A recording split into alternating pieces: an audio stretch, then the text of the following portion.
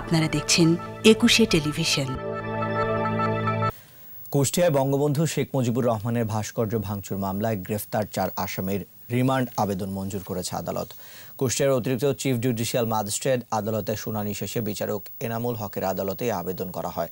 আদালত শুনানি শেষে 2 মাদ্রাসা ছাত্রের 5 দিন ও 2 শিক্ষকের 4 দিন করে রিমান্ড মঞ্জুর করেন। শুক্রবার রাতে কুষ্টিয়া শহরের 5 রাস্তার মোড়ে বঙ্গবন্ধুর ভাস্কর্যের ডান হাত ও মুখের কিছু অংশ ভেঙে ফেলা হয়। গ্রেফতার করা হয় 4 জনকে।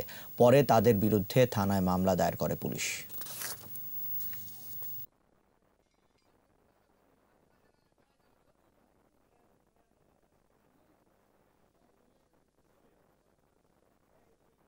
এই মামলা সুষ্ঠু তদন্ত করতে হলে রুট জানার দরকার।